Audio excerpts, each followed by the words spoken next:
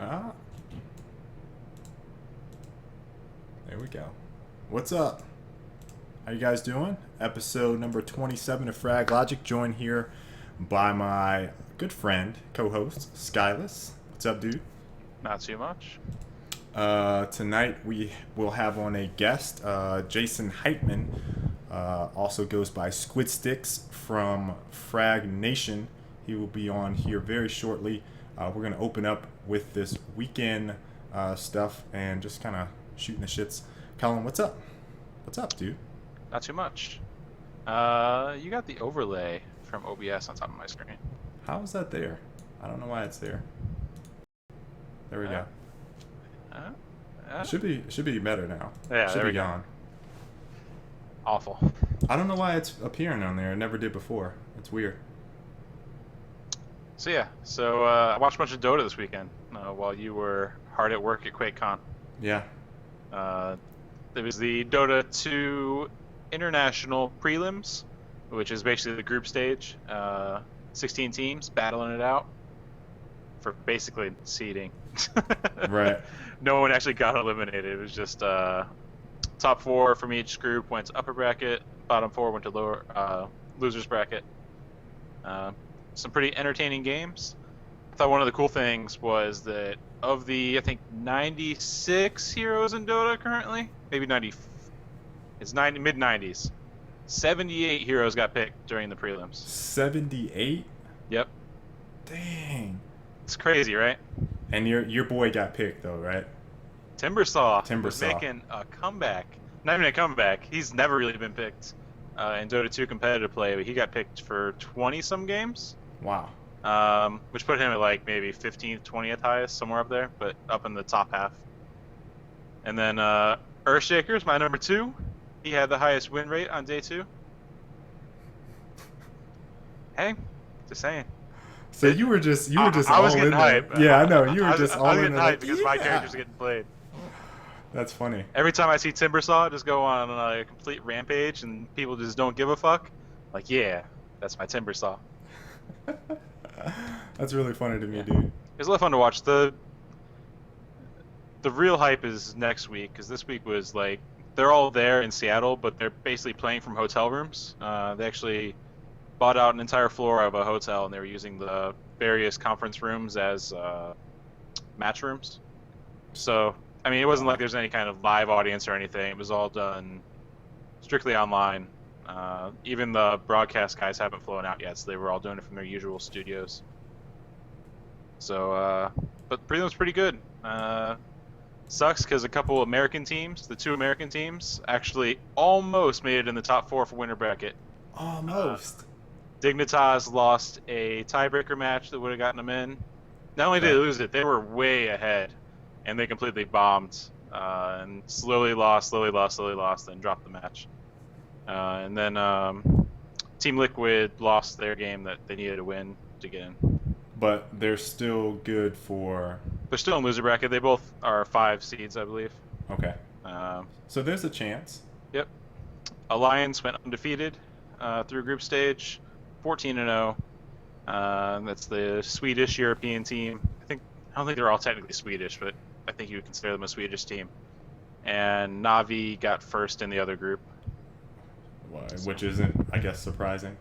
No, not really. I mean, really, there weren't that many surprises. I had my predictions on Twitter before the group stage started, and 7 of my 8 got in. And the 8th was one which I'm a big fan of, and I was hoping would get in. But really, they probably weren't the favorites. But that was a personal pick? I got you. That was a personal pick, yeah. I got you. It's like taking my Dolphins for the playoffs. It's not likely going to happen, but I got to at least throw them in there. Right.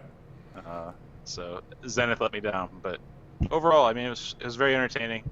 It was almost too much Dota. Like, that's the big issue, is they're playing, 14 games each for 16 teams over the course of 4 days? 4 days. Yeah.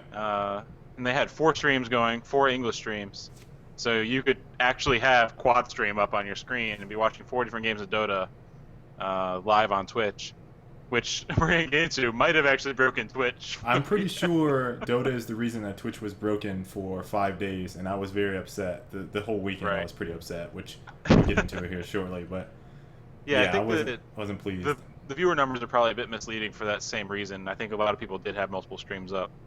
I would say the majority. Some people were like, "Yeah, almost everyone has 4 streams up," but that's probably not the case, you know. Right.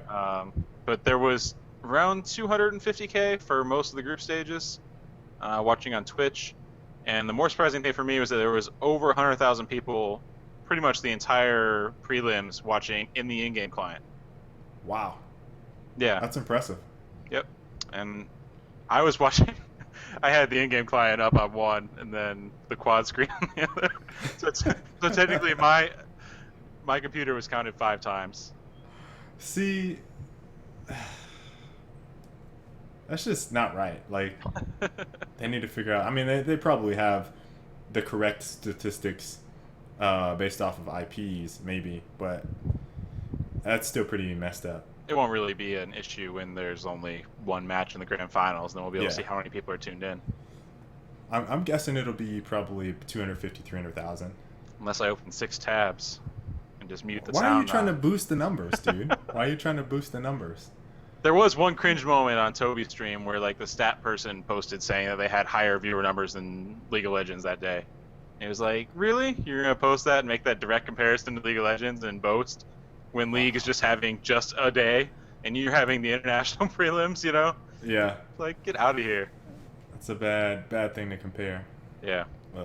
Well, enough Dota. Tournament resumes on Thursday. I Thursday? think. Maybe Yeah, Wednesday. it was Thursday to Thursday, and then Thursday to Thursday. Thursday. To I mean, Monday, Thursday yeah. to Monday, Thursday to Monday. Yeah, I think Is that's that right. what okay. Yeah. All right, sweet. All right, so I'm going to go ahead and this is going to pop up on your face now, I guess. I don't know why, but I'm just going to roll with it. I'm going to change these topics.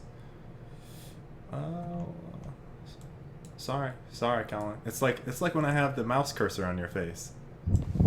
Right on your nose. Help you. And now you just dumped it all over my entire face. It's not bad enough that when we have guests, I have to go fade away and you're always in the spotlight. Now you're just going to throw me behind Hey, the OBS windows? Listen. Until you give me a new layout. Or until you learn how to use the current layout? Until you give me a new layout. I'm just going to take over streaming responsibilities at some point. All right, so we got Jason. Jason, what's up, dude? Hey, how's it going, Kindle or KL or whatever you call yourself now? Thanks for bringing me on, man. Thanks for coming on. It's no problem. I'm doing pretty good. We're gonna start with QuakeCon. I know you've been to QuakeCon several times over the past couple years, and you told me that you actually missed this year's. Yeah, for those who know, I was in West Monroe for Duck Dynasty tour. I had to explain it to you, but maybe Duck Colin Dynasty? knows. Yeah. my wife's family wanted to Why go down are you there. in a Duck... Wait, they have Duck Dynasty tours? Kinda, yeah. I mean, well, we went around the town and then we went to their church. We had church service at their place and I got to see him and everything. It was kind of cool, but my wife's family wanted to go down there and That is like the most Texan thing I've ever heard. Hey man, I was born and raised here, so that would make total sense. But no, yeah, I went to QuakeCon the past couple of years. Of course, the one year that you're there, I am not able to come, and I was a little upset. But it is what it is. So Yeah, it's all good. So this year, Colin, I know you kind of maybe you didn't want to go because of all this Dota 2 stuff, but you and I were talking about the possibility of you going, and for me, I feel like QuakeCon is getting less interesting year over year, and I don't know why that is. I mean, the BYOC area is always kicking ass, but that exhibitor area is pathetic. Last year they had Alienware, Razer. Alienware had a pretty big booth. It was like their booth they were taking around to PAX and E3 and all that stuff, with like the competitive, like almost like a little mini stadium. They had the stands there. They had people playing on this kiosk, and this year it was there were just developers and like local computer shops that were like selling hardware. That was it. Bethesda was there, but they pretty much owned the show. So it's like, what is there to do there for exhibitors, really? Maybe they're not finding it very interesting. I will say that when I was there, obviously I went to Bethesda's stuff. I played Wolfenstein New Order, which we're going to talk about. I played Elder Scrolls Online. I played with the Nvidia Shield. I played with... I didn't actually play with the Oculus Rift, but I saw 2 demos. One was using the Omni, and then the BYLC area I was casting Loadout for a Loadout tournament for the weekend. So, I mean, I was pretty much had my hands in a whole bunch of different stuff while I was there as much as I could. And like I said, the BYLC area was absolutely phenomenal, but I'm just not impressed with QuakeCon as an exhibitor area, and obviously I don't think that's what it's supposed to be. About exhibitors, though. Yeah, it's not supposed to be that, but I mean, you could just kind of tell that area is just not as good as it should be, I think. Some of the things in terms of that, like people-wise, that I met. I mean, there were players from Loadout that were there. That was really good. I met a couple guys from Gears community or console community, which was really cool. And then some of our just different buddies that we know. Obviously, Lauren from Razer, and she's in Gears community if you want to count her there. And a couple different people. Scoots was there. I didn't get a chance to talk to Scoots, but he was... Scoots was there? Scoots was there. Scott. Okay. Scott, I yeah. thought you meant John. No, not What that. the fuck was not John that Scoots. doing there? Sir Scoots. Yeah, he was doing the production for the Faced It. Yeah.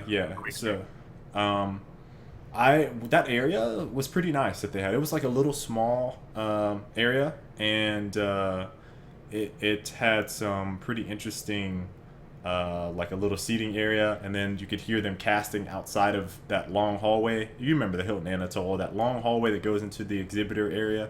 Yeah. Or the 2 convention halls.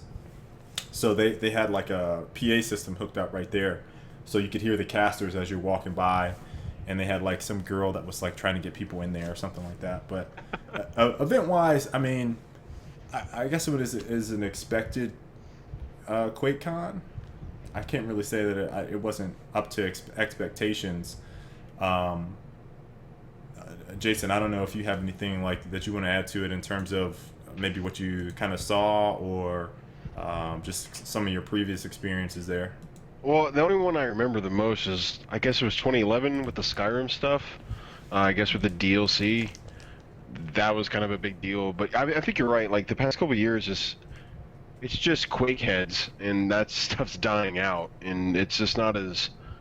I didn't go this year, obviously, but I had a couple of friends that talked about it, and they were like, "Yeah, it didn't have the same vibe." They said it reminded them of those weird PAX tournaments that they have at Prime, where like nobody really knows they exist, but they're there, and they just kind of try to funnel people in. Yeah. I don't know. Last year was fun, minus the 100-degree weather, but I don't know. From what I've heard, I guess I didn't really miss a whole lot other than hanging out and playing Loadout. But I mean, for the most part, I mean, it is what it is, though. I mean, what else are they going to show? Bethesda only has a certain amount of stuff. And yeah. I mean, it's just a Bethesda show at this point. I mean, that's the only and dev that's really, unless you get in on the BYC area. Yeah, and it's weird because it used to start off as kind of like a mini eSports event, and now it's just like, well, here's Quake that's like 15 years old, and here, keep playing this, and there's nothing else really to play. I mean, yeah, heck, y'all should have got a little bit more coverage than just a 3v3 tournament, but it is what it is. But so yeah, I mean, I'll probably go again next year just because it's local. I mean, I live in Dallas. It's literally 30 miles down the road. So. Right.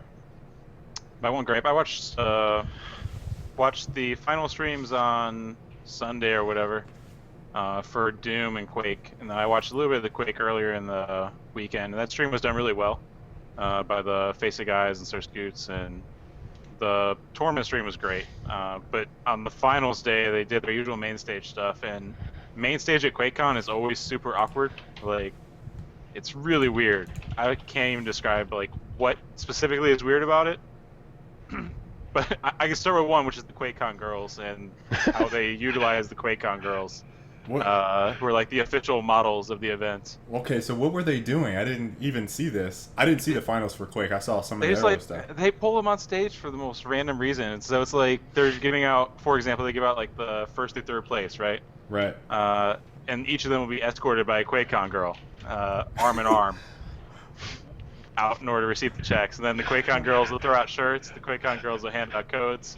And every time, like they'll be like, "Yeah, let's bring on the QuakeCon girls," as if they're like expecting some kind of crazy cheer. Like everyone's supposed to be like, "Oh yeah," you know. But then they just stand there, and it's so awkward. And they're standing there with awkward people, you know, like it's just awkward stacking on top of each other.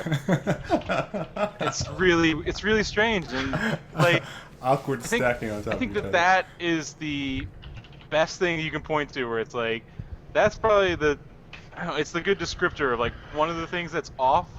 But another thing, like the Quake finals finished, and it was a great match. It was Rafa and Evil, Okay. and Rafa took down QuakeCon once again.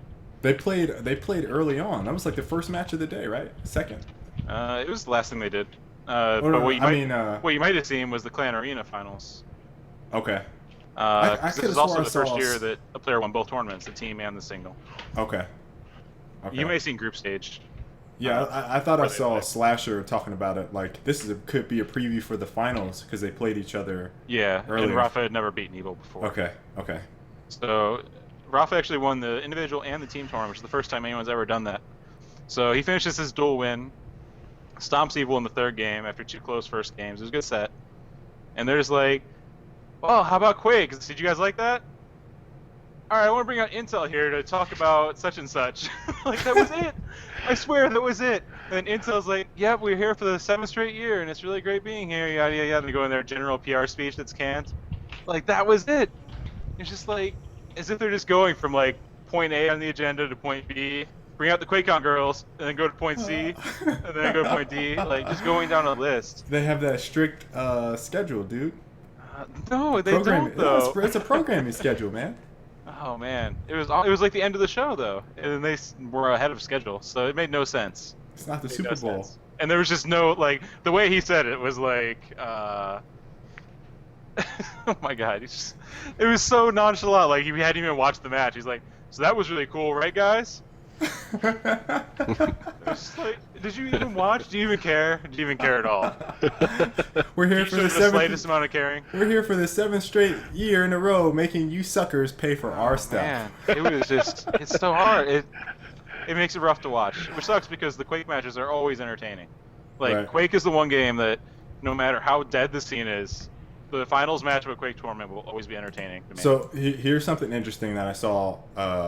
I don't know why, Colin, your camera just went off there for a second, but something interesting that I saw on Twitter was someone talking about Quake and not kind of like how it flowed. And I saw you immediately respond to them like, "What the hell are you talking about?" Oh, yeah. It was just like, I don't understand what's going on. Like they're running away, and this is so boring to watch, and they're trying to control stuff, and it was like, dude, you're talking about Quake. Like that's how the game is played. Have you never watched it before? I was just like, dude, this is like grassroots eSports, and you don't know a damn thing about it. Like you just need to be quiet, please.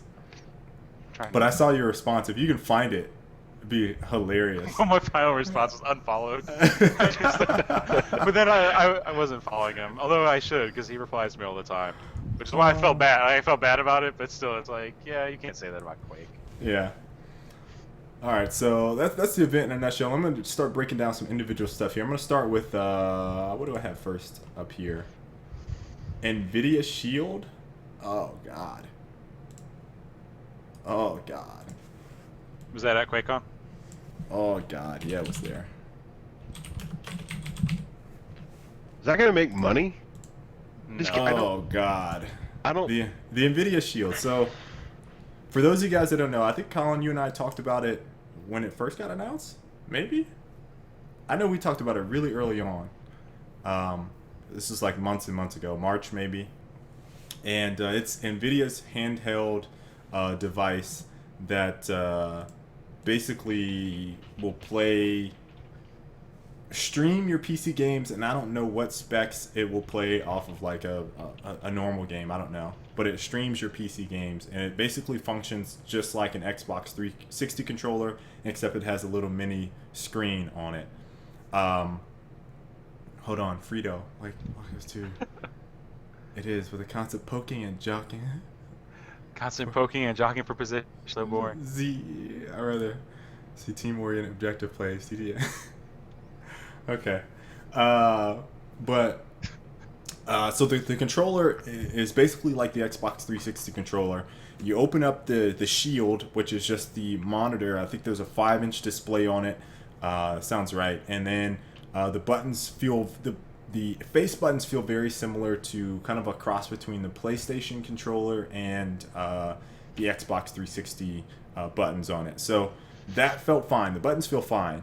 The things that feel just terrible, the weight of the controller, the bulk of the bulk of the unit, the analog sticks, the screen doesn't feel like it would be something I could watch for a very long time.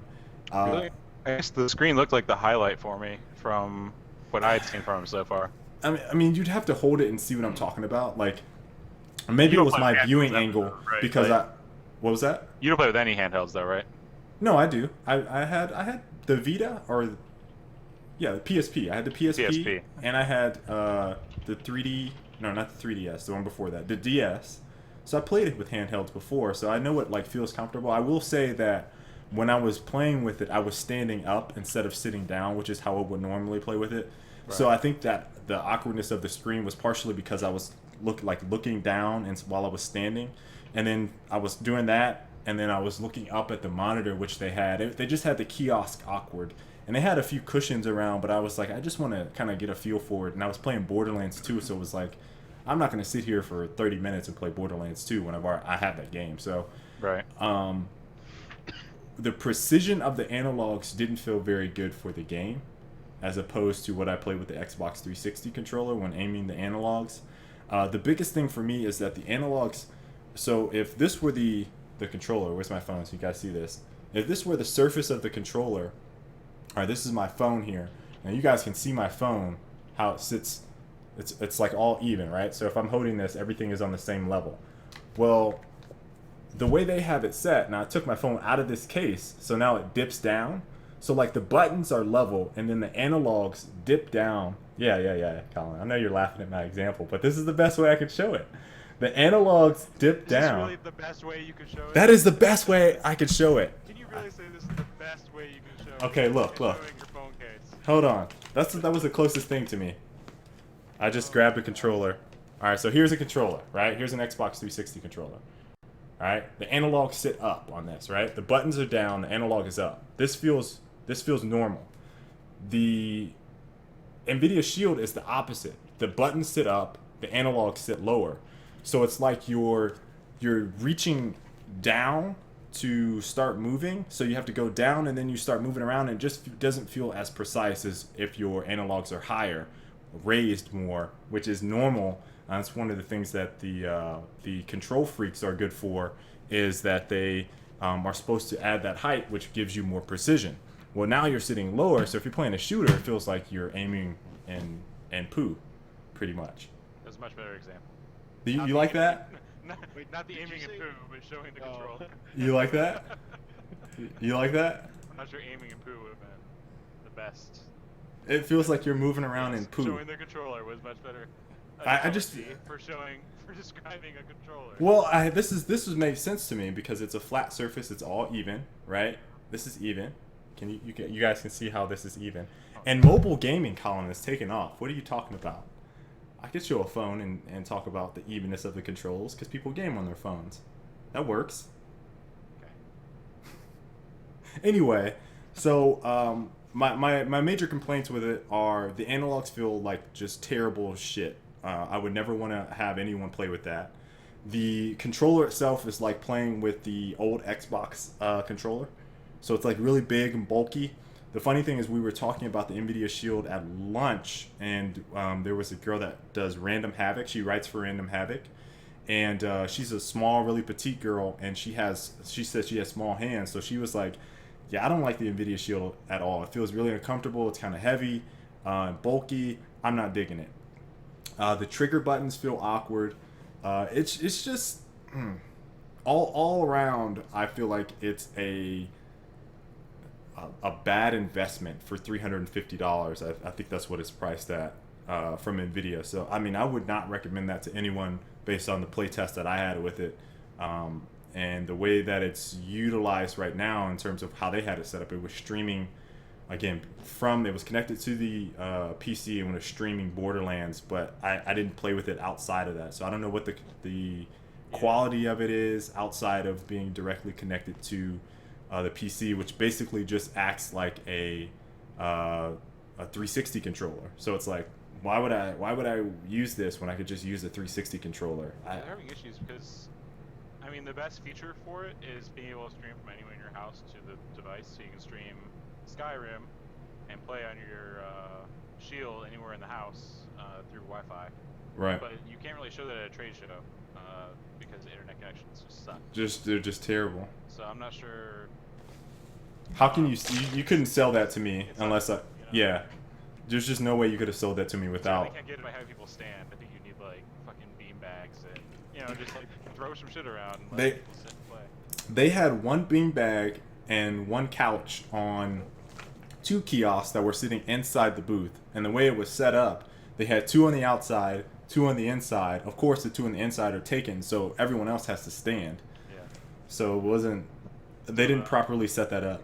It's too expensive. Yeah. Which is what we talked about when we talked about, or which is what we talked about when it was announced. So Yeah, it was like $350. price is unreasonable, especially with new consoles coming out for $100 more. Why? Yeah, it's like no, what? Not even, dude. $50 more. My mic got. Can you turn me up in Toolbox? Yeah. People say my mic is low.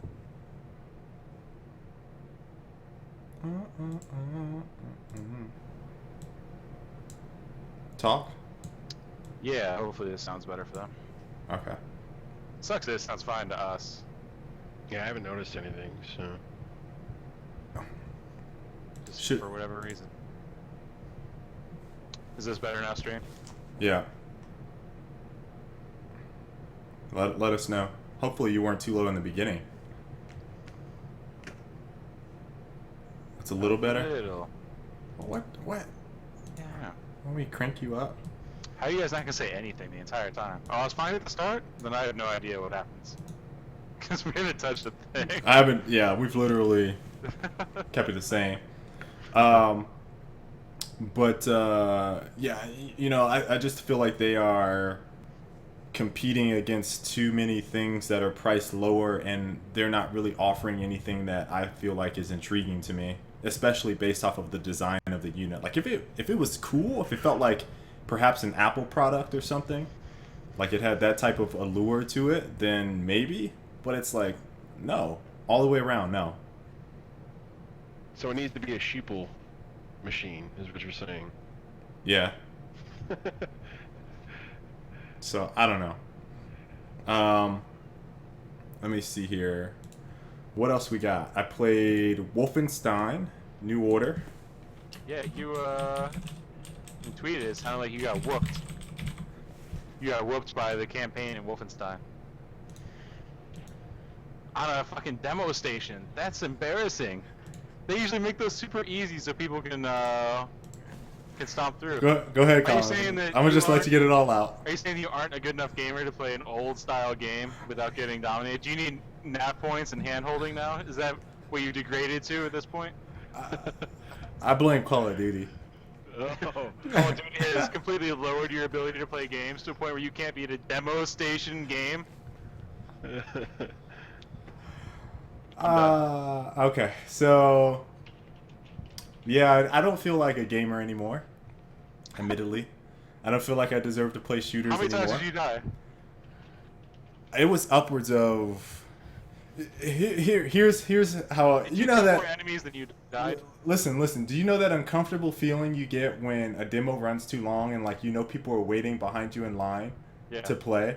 I had that uncomfortable feeling and there was no one around me because I died so many times. So it's like, man, I know some good Quake players behind me just watching and yeah, shaking his head, that is I am making an embarrassment of myself. That is exactly how I felt. So I'm sitting there playing, and at first I felt stupid because when you hop into the game, they give you a weapon that is supposed to act like it cuts through fences and it shoots out a laser. Yeah. So I got out. I don't remember Saw what the the videos. weapon is called. It's like the plasma cutter or something. Yeah. And you get out and you have to go through this little winding corridor and they have a fence there. And like it makes sense. It's like, okay, let me cut this. So I do like my normal square like I would cut through. And the guy, and I'm just sitting there for like literally like 5 minutes. And I'm like, well, why isn't this working? I walk back around. I come back. I'm like, all right, this is perfectly cut in a square. There's no way that this is not coming down. And so the guy comes over to me. He's like, hey, listen, yeah, we got to fix this, but you have to cut all the way through on the left and all the way through on the bottom. It was like this really thick bar piece that I guess you had to cut. And that's not like indicated anywhere. It just looks like if you just cut in a square shape, the fence will fall over and you'll be able to walk through. So that was the first snafu where I'm like, and I haven't even died at this point. So I'm sitting here trying to cut a fence.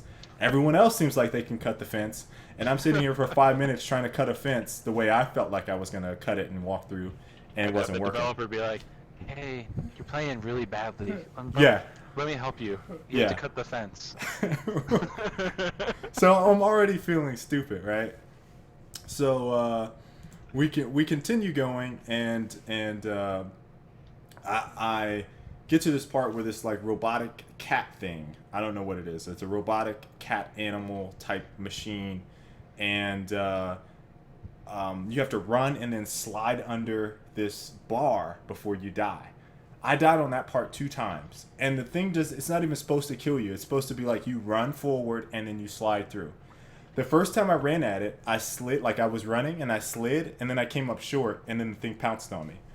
The second time, I was like, okay, well, let me just do it a different way. So I run up to the thing and then as I'm sliding towards it, I didn't like hit it all the way and I clipped as I was sliding. So it was like I got stuck on the bar. And then the cat jumped on me. So then I did another. I was like looking behind me, like, okay, nobody saw that, did they? Because everybody has passed this part, right? So I continue going, and before I even get to shoot, like I had to run through, and then you shoot some people. Like there's a guy that's walking and his back is showing to you. You shoot him, it's an easy kill. Another guy is showing, and he pops out, pulls out his gun. You kill him really easy. So I'm like, oh man, this is cake. This is easy. So this room open. Well, you get to this boss rather. It's like a little mini boss, and it's a robotic dude. I died to him twice. All right. How many times is this, Colin? 4? 4. All right. So I'm still feeling good at this point because the guy was like, okay. He was warning the dev that was behind us was warning the other guy beside me, like, hey, this part is kind of difficult. You should do this, this, and this. And the guy next to me died once. So I was like, okay, no problem there. So I get past this robot. I think you have to slice another bar or whatever, and you go through this other area, and this is the area where I completely was like, this game is too hard. All right, so it's an area where you're fighting like maybe 12 bots. All right, it's like a bunch of infantry units and 1 robot, and so you go running, and then they have this steps and corridor, and the steps are once you get to the top, there's like this grate that goes up. And then there's a guy on like a mounted machine gun, turret gun. So he's an easy kill. And then I'm like, oh, I wonder if I can pick up this machine gun. So I kill him, right? I pick up this machine gun. And as you pick up the machine gun, there's like this delay animation. The dudes are running up the steps and shooting at me as he's trying to lug this thing off. So I'm getting lit up. There's no regenerative health unless you get below 20. So I'm sitting there. I sprayed all those guys down. I run behind a counter, and then this like just swarm after swarm just kept coming at me. I was like, how many guys do I have to kill? So at this point, I'm at 20 health, and I died. All right, this continues to happen about 4 or 5 times. All right, of me just dying. Oh my! How long did this take you to get through? I sat at this station like 25 minutes. Oh my god! And I was in demo. For a 10-minute demo. I was out there for 25 minutes, and I'm like, am I just doing this wrong? I was like, I've been playing shooters for ever. How am I dying to these bots? And so I finally get past that part, and I probably had racked up maybe legitimately like 10 deaths by the time I get to the next part after I kill this robot and get to the next part. And I died one more time after that, and I reached my threshold. It was like, I'm done. I can't even play anymore. And I just walked away. So that was my Wolfenstein New Order playthrough experience on the demo. Later Did you on, finish it? I didn't finish the demo. I was too You didn't pissed. finish the demo? I was too pissed. You didn't finish the demo? I was too pissed to finish the demo. Oh my god. So Oh wow. we ultimately what we ended up I'll be doing. over there in like 30 minutes. Take away your gamer card. I talked to Benji, A gamer. who is one of the designers, I think, for the game, and he said that the difficulty on the demo that we played is really high, and so there's another demo that they played that the press were playing that I guess isn't as scaled as highly, but I was playing on normal difficulty, dude, and That was normal? it was normal. That was normal, then the press was playing easy? I don't know. I Did you have go no back to idea. them and be like, can you put this on the press difficulty? No, please?" you could change the difficulty. I don't know what difficulty they were playing, but I literally went through this thing, dude, and I died like, I'm gonna say about 15 times total. 15 times on a demo. That I probably can't should believe that. on a shooter. It feels like in the game. Listen, the controls are tight. The gameplay feels very good. There's a couple things that, from what I've seen, it's really hard to distinguish what they want to be like.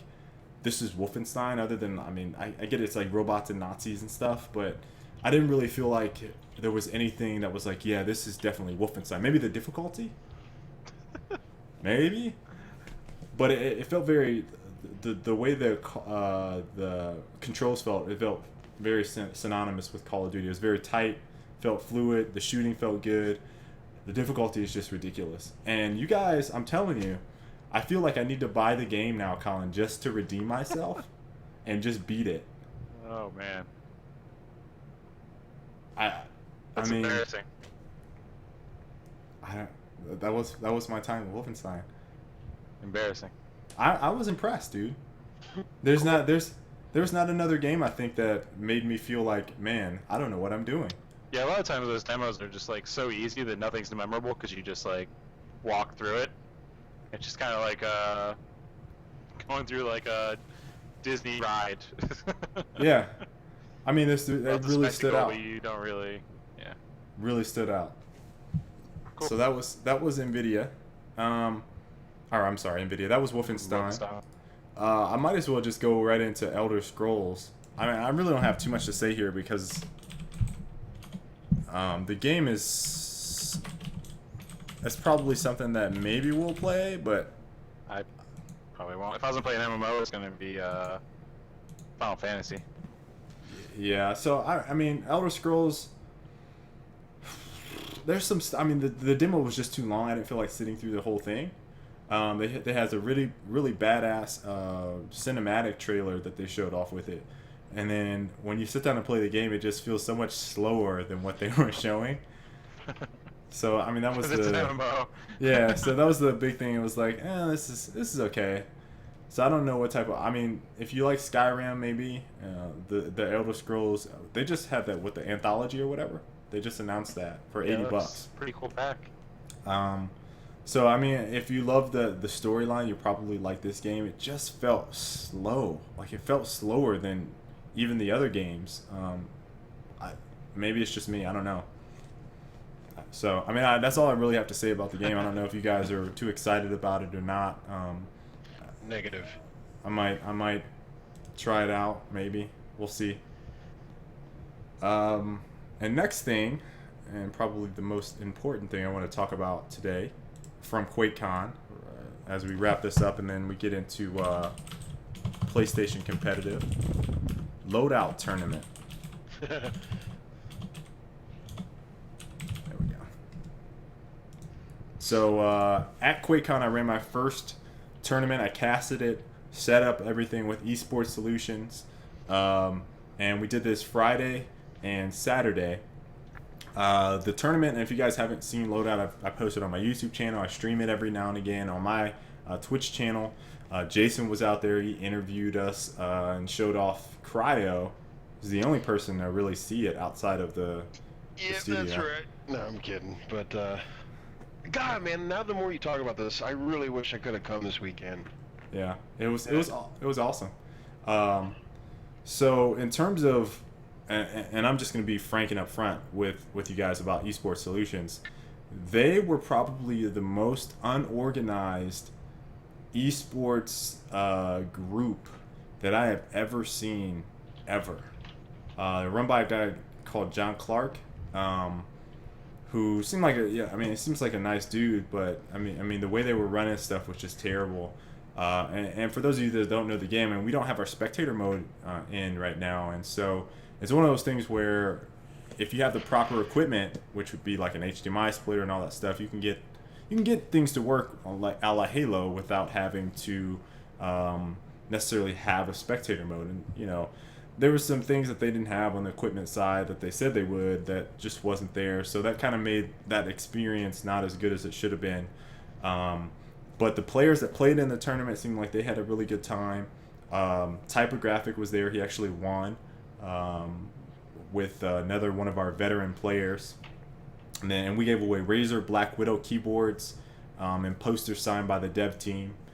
And I think the first tournament that we ran, we gave away Ferox speakers from Razer. So, I mean, if you went, there was odds are that you had a pretty good chance of winning something from us if you got into one of those tournaments. So, I really enjoyed it. I think the grand final tournament that we had, the last tournament of the day, we actually gave away 2 Nvidia GTX 6600s or 6700s graphic cards. So pretty nice. Nice. And Colin, I'm not sure if you saw any of the Loadout tournament, but if you haven't, I'm trying to put some of the replays up on the YouTube channel so you guys can watch them. No, the only stuff I caught from the stream that Razer did was the takedown stuff. Same thing. One POV. One awful. POV, someone who didn't know what he was talking about, along with a dev, talking very monotone. It's awful. Yeah, it was. On a game that's early alpha. It was just not very. Yeah. Shoot Mania was also there. They weren't too happy either. Razer wasn't too happy. So. eSports Solutions dropping the ball. But yeah, it was. Oh, you know what else I forgot to talk about really quick? Oculus Rift was at QuakeCon, and they had the Omni. Did you actually use it, or did you just see the demo? I saw the demo. So I tried to. Was it just like a few hundred people just surrounding a guy walking around? Yeah, pretty much. Like everyone was like, "Oh my god, this is awesome!" And so he just had like swarms of people just sitting around him, watching him walk along this standing, non-moving treadmill. I can see that as a scene in Grandma's Boy. Tweet a picture of it? I tweeted a picture of it. I did, yeah. Yeah. I can see it as a scene in Grandma's Boy. Just saying.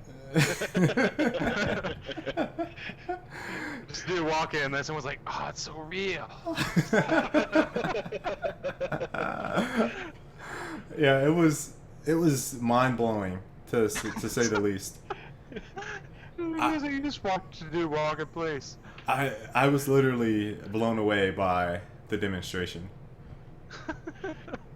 There was a couple of people that got to try it, but he was guarding that thing with his life. And so the way they had it jerry rigged a little bit. So they had a Kinect camera, and then they had the Omni station set up. So they were kind of like the camera was facing the Omni station, and that's supposed to pick up all your body movements.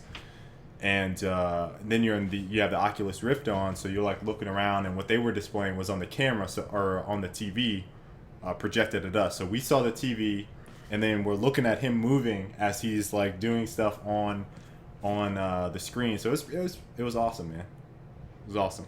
Really blown away by that. I want to put the picture in What were chat so they people playing? know what they're talking about.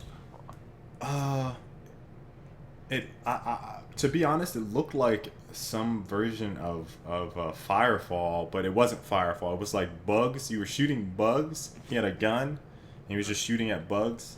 So I have no idea what it was. The only time I've ever seen that game, or the Omni demoed was they did like Minecraft and TF. It wasn't TF. Maybe it was Oh, if you're Half-Life. shooting bugs, then it was probably shit. What's that recent one that just came out? These MMOs are starting to blend together. He was shooting bugs though. I definitely know that. I should know. I can't remember the name of it. But it was, dude. I'm telling you, it was awesome. And it was only $500. It was only. I thought the thing was gonna be like $2,000 or something. Are they actually like selling that. it, or is it still? I thought it was his dev kit. No. Well, the dev kit is only for the three. Rift. For the Rift is 300, but for that the Oh, Omni is treadmill's separate. only 500. Yeah. What the hell are they building it out of? I have no idea. It's only $500, dude. I put the picture in chat, just for anyone who's curious what it looks like. And then here's this guy's card. I don't know if my screen might be a little blurry for you guys. The Chief Marketing Officer, Simon Soloco. And you guys can see that on the bottom there. www.whatever/Kickstarter. I think they're doing a Kickstarter, assuming. Yeah, I put that in the chat so you guys can look at it there.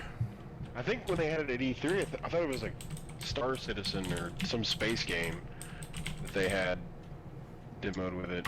Yeah, I they're can't showing remember. different. I do remember Star Citizen. Yeah. Really, you could just like walk around on a ship and that was it. Yeah. And I remember seeing the Hawken one also, which would probably be pretty cool. So Loadout, right? Oculus Rift, Loadout? How would you do third person? You know, we've had this discussion I'm just before. saying it. We've actually had this discussion before in the studio. Like, how would you make a third person shooter using the Rift? It's like impossible. Yeah. You're a puppet master controlling the character. So like you're looking down. I don't think it works. So I don't like think it Little Big works. Planet involved with It's up to you Loadout? guys to make it work then. Sean says this is the thing that he showed you like 4 weeks ago. What? I That's don't know. not true. Sean's always like a year behind me on everything, so I highly doubt that. This is true. Is there anything else you guys want to hit up? I mean, I have some other stuff in here, but I want to move on to PlayStation You competitive. can laugh about the Ask Microsoft Anything thing. Oh yeah, Colin, did you see that? I just read your description and already knew what I was gonna get. So I didn't look at it. IGN had an AMA with Microsoft, and Ask us anything, and then we'll pick from the thousands of questions the ones we were gonna answer anyways. I think they already had the they already had them answered. they already had them answered, dude. Not only that, but they're doing it in a way that is so terrible that it was not even worth it. Like, they're doing it every Friday at 2 p.m. and there's like 3 questions that they ask, and all the questions for the first round was like just Avatar. pathetic. Yeah, they asked about the Avatar. They asked about game DVR, but they didn't ask a very good game DVR question. And I think the last one was, oh, I gotta look. It was dual achievements. Achievements. That's what it was. Yeah, Achievements. Like, It was like, Xbox Live Arcade on one. It was just. I was They're not gonna upset with it. answer. They're not gonna answer any question that has a negative edge on it. So like, I don't know. What's the point then? It's just terrible, dude. I was just really, really upset. The only one that was interesting was 720p 30 FPS, which I would have already assumed anyways for the DVR. For the game DVR, yeah. So that's some good information, but It probably means that's also going to be the Twitch streaming Standard. standard because it's encoding that rate 720p at 30 FPS the entire time. So that's what you're going to be uploading to Twitch. so you know who's gonna the PC snobs for whatever game you're playing, Battlefield or what, a Call of Duty maybe, yeah, Call of Duty, and whatever else is on multiple consoles, Titanfall. You're gonna get it if you're posting videos, because I got it for Battlefield. I posted one of the Battlefield streams that I had up on my channel, and someone was like, "What is this? This isn't 60 FPS. What is this shit? Don't post this." And I'm like, "What? Where have you been?" I was like, "This was fine for me." So Most streams aren't 60 FPS anyways because it's just a waste. yeah, so I mean, there's definitely a difference. You can see the difference, but it takes a lot more bandwidth to do 60 FPS than double. It takes double the bandwidth. yeah. for that small increase. But I was just like, wow, are you? All right, that's fine. So yeah, that's about it. That's wrapping up all of QuakeCon. We're gonna end tonight with letting Jason take the floor and talk to us about PlayStation. Whoa. Oops. PlayStation and eSports. Our word is this. Here's my prompt to you. As someone who has been in the competitive community, I guess, since what? Late 06, mid 06. Played in a lot of tournaments, all of them on Xbox. Actually, not true. I played in the Resistance tournament. Resistance 3, the one that was 2 years ago. I think that's right. Yeah. It was a PlayStation tournament. I think it was like Game Battles. Yeah, I remember seeing your name on there. Okay. So, other than that, all of the games I played have been Xbox. I'd say I've only missed out on maybe 5 major tournaments I can think of off the top of my head that were on PlayStation, where I was like, oh, okay. I think it was like Killzone 1 here or there. Assassin's Creed was on... The Virgin Gaming Killzone one. That was a mess. There's that, and I think there might have been a GGL one at some point. There was Resistance GGL, SOCOM once. So I can count on probably one hand, maybe two, the amount of PlayStation tournaments that I've seen.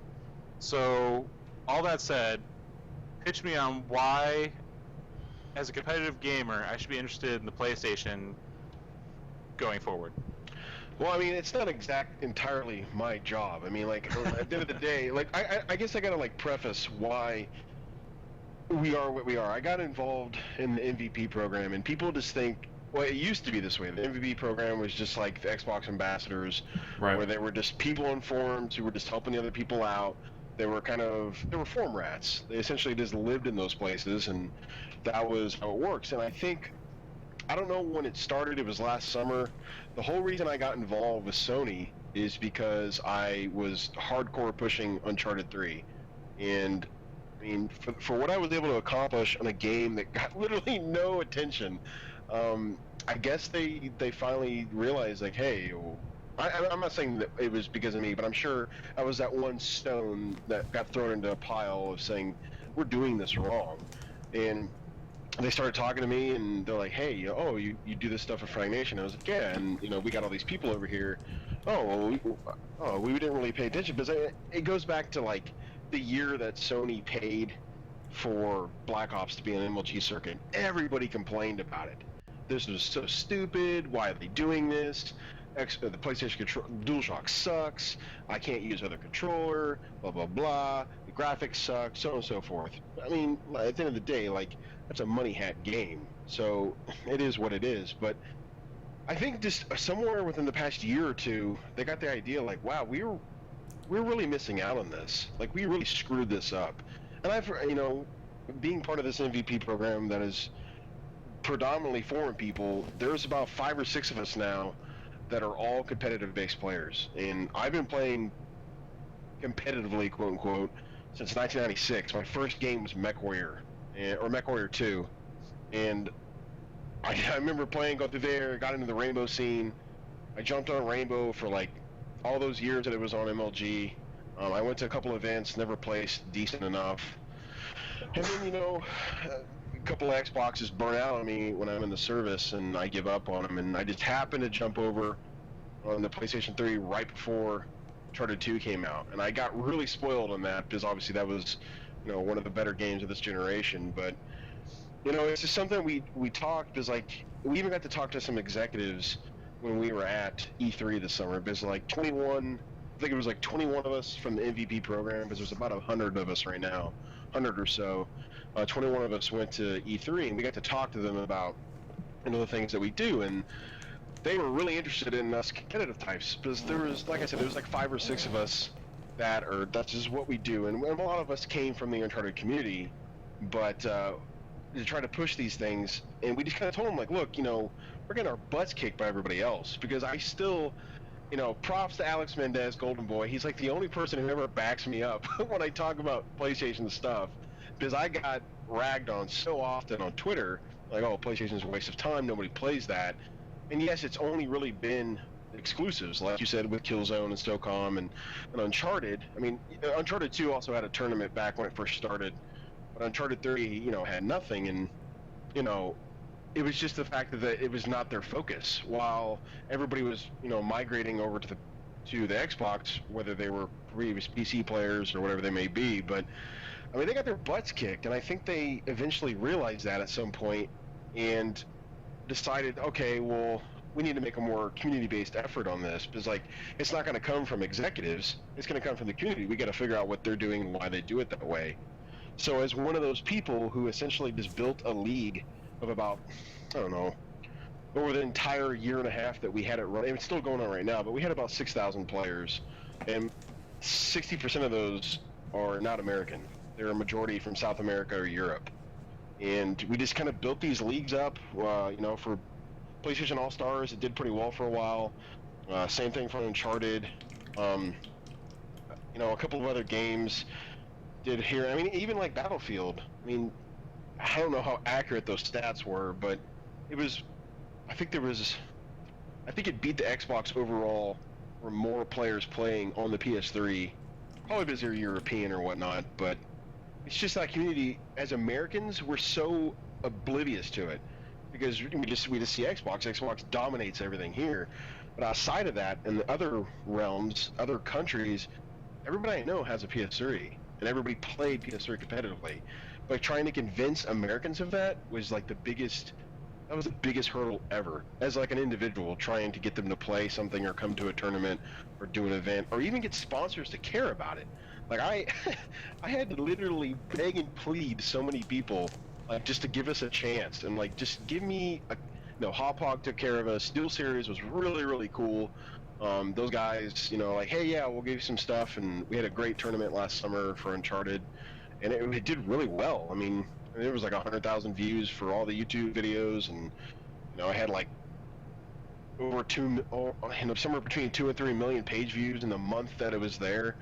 It did really well for a small game. But if you're going to ask me, what am I going to tell you now that's going to make you come over? At the end of the day, they got to have money tournaments.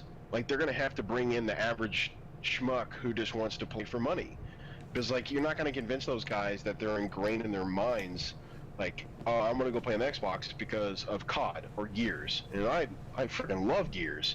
And Judgment is what it is, but it's one of those things where the convincing is all going to have to come down the minute, in my opinion. I mean, I'm not, like I said, I'm not speaking for them, and it's going to have to come down the minute that thing launches. And Killzone, it may be a hit, it may just be a filler. We don't know. I mean, I know they're going to have some of the gameplay there at PAX, I believe at Gamescom also. But look, man, it's going to come down to then. You're going to have to change people's minds at that point forward, and it's going to take time. Right. It's not going to be an immediate thing. Well, I think my biggest thing with the PlayStation, and I've said this multiple times on the show, is if you put the same game, we'll take Call of Duty for this example, and let's say they run the same. Let's say they have no frame rate issues. They all run the same. Everything is the same. But you hand me a PlayStation controller, I'm going to throw that. I'm going to be like, this is a piece of shit. Give me an Xbox controller. There's no convincing me that the PlayStation controller is going to be anywhere near where it needs to be for competitive. And, I mean, you can say, hey, well, let's do this Mad Catz thing, or let's make another controller that will, work with the PlayStation and be a filler. But then at the end of the day, you're saying, well, this controller that works with the PlayStation, when you get it out of box, yeah, no one is going to be using that. So you're going to have to buy another $60, $70, $80 controller just to play your game competitively. So my biggest hurdle and my biggest issue with the PlayStation competitively, it doesn't have really anything to do with the games. It's just I'm not going to use a PlayStation controller. It's just bad for shooters in particular. Yeah. Have you played with the DualShock 4? When we had Assassin's Creed, it was DualShock 3. So no, I have not played with it yet.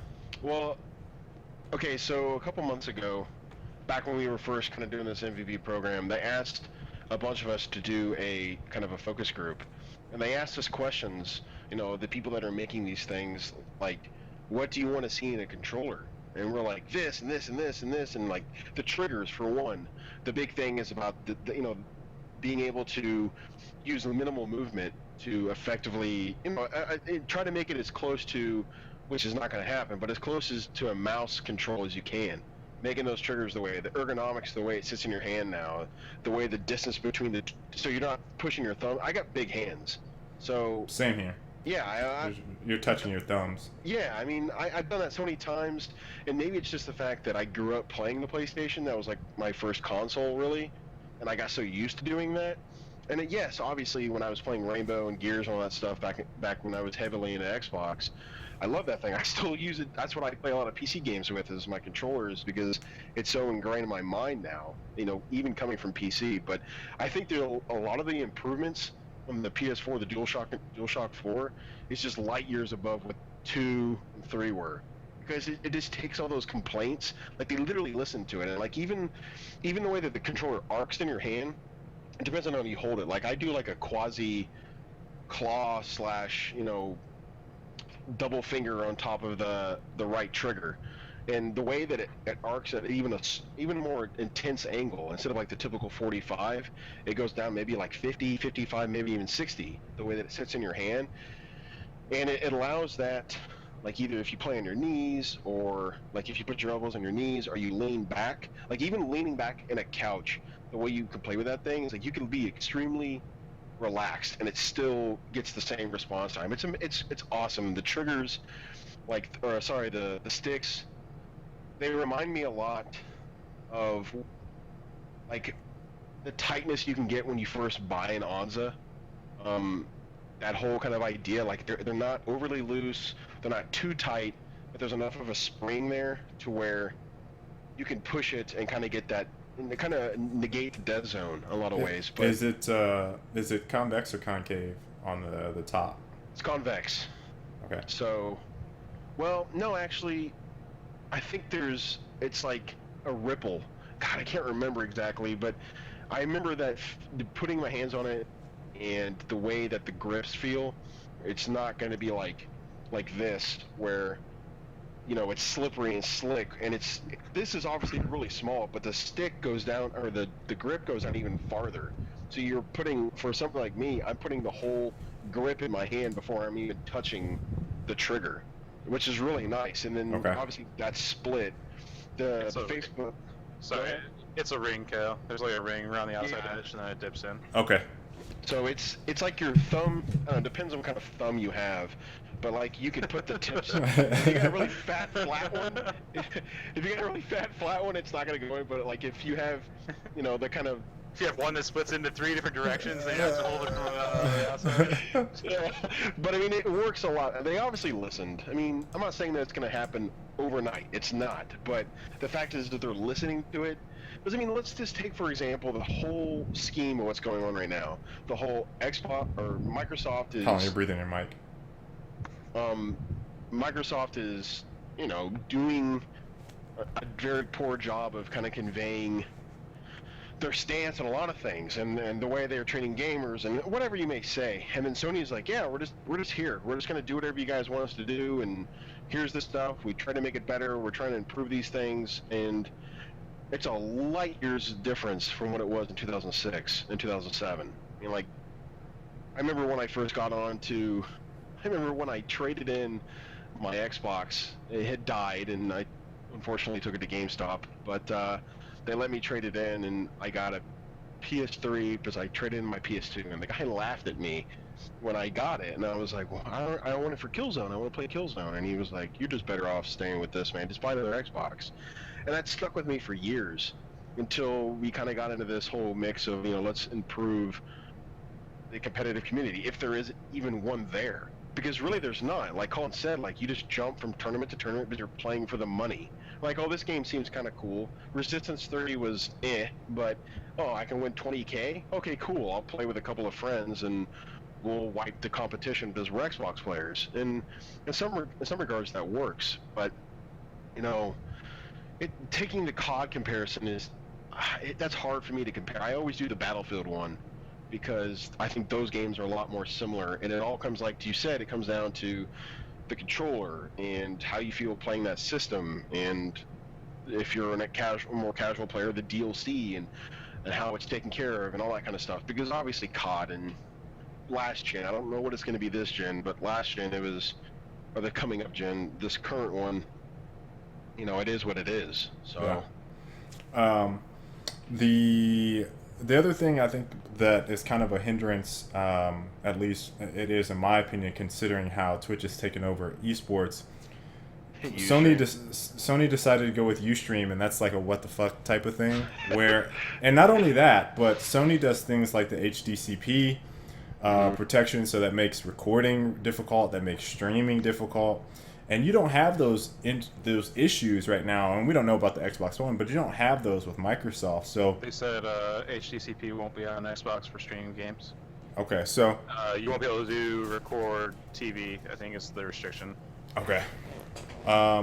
So in that regard, it doesn't. Again, this is one of those things where if you're trying to promote your team or run a tournament, you're going to have a lot of issues running into perhaps if Sony takes the same stuff versus Xbox. So all around for me, it's just like Sony never has made sense for me to compete in, other than like you said, to take a couple of my Xbox buddies and do some one-off tournaments. So if I were a competitive player, I would say stick with Xbox because they're on the right path, and maybe continue to do the one-off thing. And there's also the thing where what title are they going to be pushing?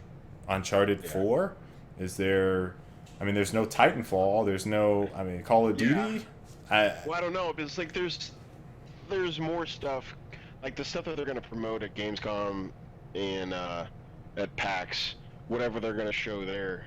I mean, I don't know what it is, but I mean, it's. I don't know if they're riding high early on their exclusives in terms of. But like I said, this whole stuff is brand new. Right. Like them understanding, like when we talk to them about stuff and we say, hey, this is how we do this, where we come from, is everybody that's kind of like a part of this group, we all come from different, I guess, our journeys through the competitive field are all different. And one of my buddies, Triple Rec, he's a really good friend of mine. He's got a YouTube channel. He's probably like the most famous Uncharted, The Last of Us player, whatever you want to call him. But you know, he came from the PC world before he came on to PS3, and that was his first console before he went over to Xbox. But now we always talk about this on how, you know, it's just maybe that nobody got it. It was never important to them. And then what they saw, you know, PC and Xbox or Microsoft doing so well with those competitive types, they're like, oh, well, we'll just throw 5,000 or however much money they paid MLG to get Black Ops on there. And they're like, oh, we'll just pay that and everybody will be okay with it. Well, obviously that didn't work. And they're like, okay, well, maybe we'll just do these one-offs and people will buy into that. Well, that didn't work either because people would leave. There's no retention. There's no keeping people around. And something that we've always preached to them is like, make them want to stay. Like, the thing is like, I don't think it comes down to, like, there's limitations, but we don't know the whole thing about how you can stream or record games on the PS4. Because, I mean, we haven't really touched it ourselves in terms of that, you know, technology. But that could bring a whole new thing where you don't have to leave the system to do it. And I know, you know, there's moles about there's going to be some kind of app or something that allows you to use it where you don't actually really need to have Twitch.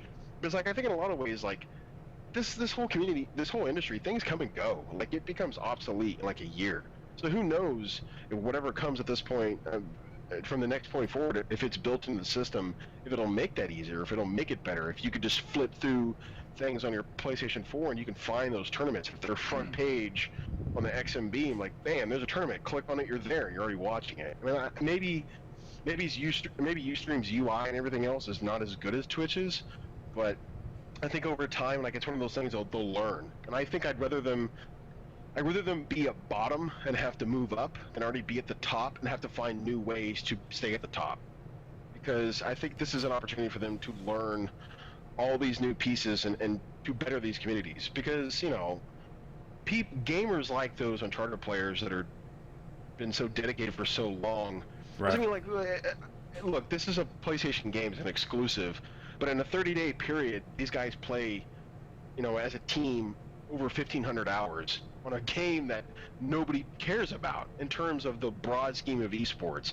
I mean, yeah, I did that thing with Alex and Providence, and then they had another one at MLG Columbus the next year, but that was just because, you know, Sony wanted their game there and they wanted people to look at it and they're like, oh, here's some prizes to go with it. And in my mind, maybe it was, you know, it was naive of me to think like, oh, this is the beginning, this is the change, this is when everybody's deciding this is going to change that, and it didn't. But it was a good wake-up call to realize, like, why is nobody staying? Why does nobody care? And at the end of the day, man, as a competitive player, I want to play everything. It doesn't matter where, but I think I attached to Sony at this whole idea is because it was such an underdog thing. It's like, hey, there's a lot of underappreciated players here that really care about the games they play, but nobody gives them the time of day. So maybe if I band together with a couple of people, we can make a difference on this. And yes, that's still naive in a lot of ways, but it has changed a lot of things. It has developed this idea, this mantra, like, oh, wait a minute, there's all these guys here that care about this stuff? Well, why haven't we done this in the past? You know, why haven't we paid attention to these people before? And I feel like in the end, that's probably how it's going to have to be, unless there's some kind of big change from Sony. Like, they historically haven't supported competitive gaming as well as Microsoft. Yeah. The bigger issue is, as you were talking about earlier, there is a huge international following for the PlayStation. Its sales advantages are mostly in Europe and I think a little bit South America, but then more so Asia. Mm-hmm. You'd be surprised how many South Americans play PlayStation. Like I never even knew a South American before then. But like, I know the sales number in Europe especially. So yeah. I guess my question, not really a question, but for me, they're gonna have to support it. If they don't, then I don't know what happens. I mean, coming from an American standpoint, if they throw money at it, it's probably gonna be European or online stuff. And online stuff across an ocean is never good. Yeah. So I'm not sure what the best solution is there, but it seems like really no matter what, it's going to have to be the grassroots community is kind of banding together doing their own thing. Yeah. To me, that's the only thing that's going to work unless Sony decides to really get behind it like Microsoft has in the past. Yeah. Beginning at 360, Microsoft was throwing money everywhere, which went a long way towards Microsoft being everywhere now. Yeah. It's one of those weird things. Like, I don't think people realize that the EA Sports Challenge has been on the PlayStation for the past couple of years. Like, people just assume, like, oh, it's Xbox, you know. But like, when you think about it, like, it's this last year. But it's like, we got involved with it. We had, I don't know if you guys know who he is, but Mix09. He's like one of the FIFA pros.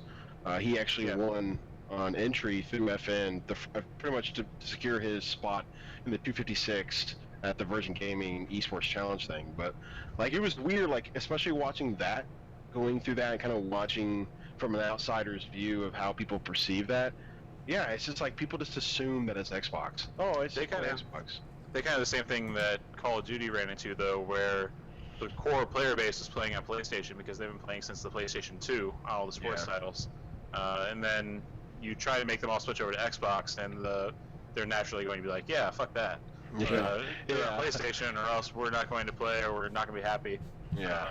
And then PlayStation might chip in a bit, but really that's the player focus issue. And it's also one of their few marketing things they do. Yeah, and I've always been in the school of thought, like, you know, I could tell people this all day until I'm blue in the face, but I've always been in the school of thought, like, let that group have that game. You find your own game, your own niche, your own thing that you can produce and promote and push. Because, I mean, if you're going to constantly go after COD when it has an established user base on the Xbox, I mean, you're trying to convince a bunch of people that have no idea what's going on half the time about that stuff. Oh, you suddenly want to play for money? Oh, okay. Oh, these guys have been doing this for years? Oh, I didn't know that. You know, it's hard to convince those players. You know, because I think, there's like 7.77 million PlayStation gamers or something like that? 77.7? I don't know. But, you know, you got to think a large majority of those play, you know, COD. But a lot of those players are going to be from other countries. So yeah, I mean, like, establishing the user base for the U.S. player, that's got to be one of their biggest things to do. And I don't think they need to try to convince everybody to, like, hey, we do it better. But say, hey, this is what we do. So they have their stuff, we have our stuff. Keep pushing the sports stuff. Keep pushing those titles. Keep pushing the sports-related arenas. Maybe even fighting games. I mean, I know fighting games have predominantly been on, for the most part, on PlayStation, minus a few. Sometimes Street Fighter is on 360, stuff like that. But I think just finding those communities and sticking with those guys and making your own niche is what's going to make them better. Because if you're trying to go after what Xbox has, you're not going to outbid them. They're always going to throw down more money than you can, just because that's who they are. That's their company, and they have the investors for that. So, I mean, like you said, the grassroots stuff. We're not going to quit because we love it. And I came over and we took a break and went over and played Judgment. And just like that game, like I saw the growing pains that so many people had with that game, and it felt like, as a PlayStation gamer, like as a person who predominantly plays PlayStation, let me say it that way, as one of those people, when I saw Judgment kind of falter, I was like, man, that's exactly what happens to us on every game we get, minus a couple here and there, because you expect something out of this game, and when it doesn't live up to X or the other party, you're like, well, what the heck? Why can't we get the good stuff? And I felt for those guys, all the Gears guys, being torn between two games, because that's exactly what happens with PlayStation gamers. Just like, well, do I want to waste my time playing on PlayStation and the fact that something may never happen? I just want to go where I know something's going to happen. I may not like it as much, but I'll just go there because I know that all the good stuff will be on the Xbox. Yeah. And sorry, go ahead. Well, one of the things I kind of want to wrap it up here, but one of the things that I kind of want to end on tonight is kind of talking more about what Colin said, specifically in Grassroots eSports, and since you brought up Judgment, where our Grassroots initially shot up, and then what changed and how that affected the community. I feel like next gen there needs to be a serious push for everything being grassroots. Yeah.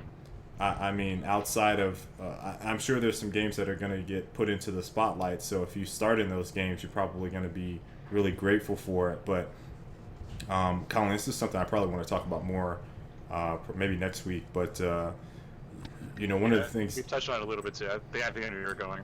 Yeah, but one of the things that we kind of noticed with I'm going to use Gears as a great example, is that there was a big, huge LAN scene for Gears in 2006. Going into 2007, and then MLG came along and said, hey, we're going to pick your game up and you guys are going to be on MLG. They actually said they weren't going to at first. Right. But ultimately what ended up happening was we were getting 80, I want to say eBash had at one point 50, anywhere from 50, and I'll say it varies, 50 to 60 teams out for a 4v4 tournament at a LAN center. For $1,000 first place. For $1,000 first place. People were traveling, packing up their stuff like, I gotta go play in this tournament. This is gonna be great. This is the next big game.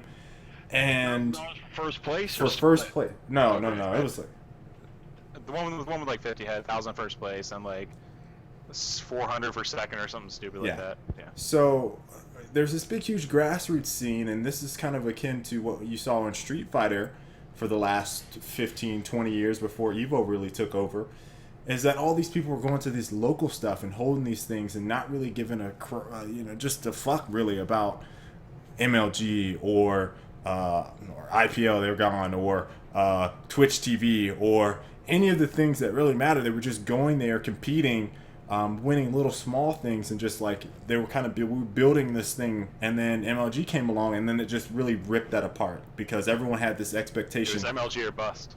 Yeah, it was like, I'm only going to MLG. This is a little small local event. I don't need to go to that. It's not worth my time.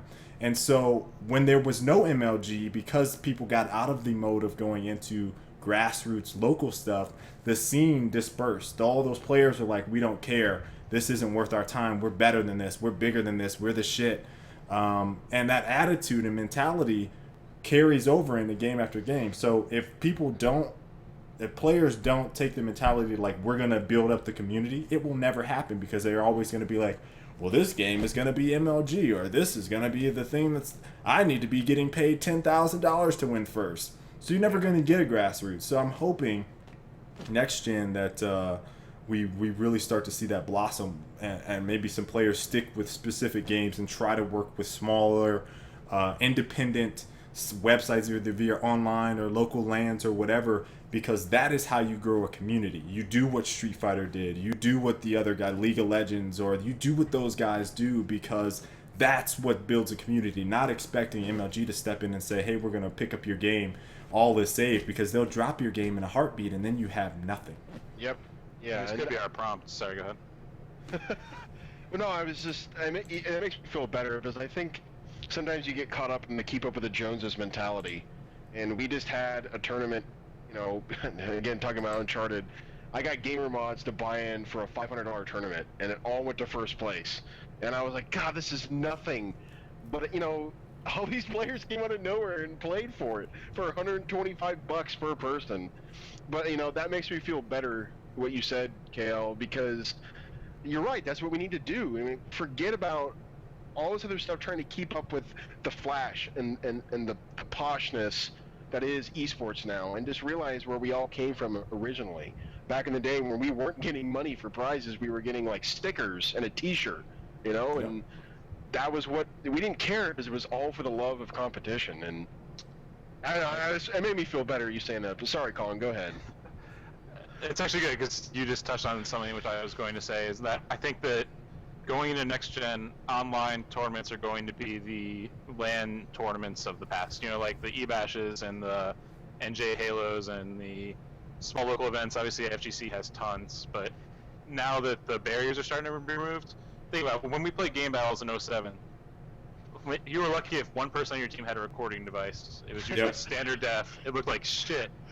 Usually the person that was Rock to you. recording Yeah. also didn't know how to edit that. It was just like super cut together on Windows Movie Maker.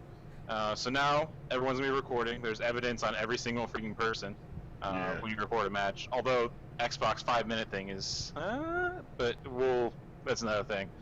But so everyone has a recording device. I imagine someone on your team can probably stream. Internet's gotten way better since 07. And then Yep. you also have the fact that dedicated servers are going to cut out a lot of the cheating issues that you had before on Xbox. Hopefully we'll all see dedicateds trickle over to PlayStation. That's what I'm hoping happens as developers Yeah. start focusing on dedicated development for Xbox. They might as well just go dedicated for PlayStation 2. But if that happens, like, those are the three biggest issues. I think if you ask, like, 07 me, what's the three biggest issues that are keeping online play from being more popular, I'd probably rattle off those three. Yeah. Obviously, it's not the same as LAN. It's never going to be the same as playing at a LAN tournament, both from a experience perspective and from a, like, bigness, you know, like, it throws me more legit, you know? Yeah, think about- it's not the same. But Think about those local LANs weren't necessarily the big shit either, you know? Like, that was Right. just, you go there to compete and have fun and be like, yeah, I competed and I won this thing and I got enough money to make my gas money home, you know? Like, that was really all it was. think about how many times, and this is just going back on the recording thing, how many times teams would try to cheat us back in and if you 06, ask- 07. Like, if there you were ask teams, so like- many just despicable, dishonorable human Yep. beings that play online that will try to cheat you. And now that stuff, I mean, that's really going away. It's really you ask starting to anyone, go like, away. Why don't you play game battles? It's like, oh, because teams fucking dispute every single time. You know, like, that was always the number one thing. Yep. And then you have to have proof, and you have to have convincing proof was the bigger thing. So I mean, it wasn't just the top end competitors either. It was usually the shittiest teams are the ones that would freaking try to cheat their way to get one win that didn't matter, Yep. and it just made an awful experience for everyone. So, I mean, now there's just no way. Like, there's just no way that's going to be an issue. So I hope that stuff, the Boiler Racing League, Binding of Isaac Racing League, I think it's a good example of a kind of grassroots movement. They play Binding of Isaac. They just have two screens up, both people stream, and then the third person, Crumbs, actually like has both screens up and just commentates it. Like, that to me is the kind of grassroots stuff that I'm hoping happens for lots of games. That's the thing. Like, online stuff, you can have any game to have a community. All you need is what, like 4 teams playing That's weekly? it. Yeah. Like, that's all it takes. That's all we had on some games. I'd say we had a pretty competitive community for a little while because there was 8 solo players that were playing against each other, you know? Yeah. UT is another good example where there was no one playing, but there was enough to foster a community. So Yeah. I'm hoping that that's what it leads into. And I think it's what it needs to lead into because, like you said, Every game can't be at MLG. Every game's not going to hit 150,000 viewers a day like League of Legends. 99% of game, well, you can almost say 99.999% yeah. of games aren't even close to that. You'll be lucky if you get 1,000 viewers, but if you keep building on that, A, you're gonna have a place to play. You're people to play with. You're gonna grow a community. You'll all watch it amongst yourselves. Have people to watch. You know, it'll keep growing. I think that's important. Especially just if you want to play the game you love, then that's what it's going to have to be. Unless you happen to love League of Legends or Call of Duty, or you know, like your selection slims down way smaller if that's what you're looking for. Right, but. And that's a topic for another day. Yeah, that is. Wow. I think next week we're probably going to hit that up. So I hope everyone enjoyed today's show. Jason, thank you for being on. No, thank you guys. This was a lot of fun, and it makes me feel a lot better for what I was been doing, you know, keeping the grassroots stuff going. So I definitely, appreciate it. yeah, we definitely think that is the way to go. And like I said, I want to talk about this more in depth probably next week. But thank you guys for all tuning in, and we'll see you guys later. Take it easy, guys. Thanks, guys.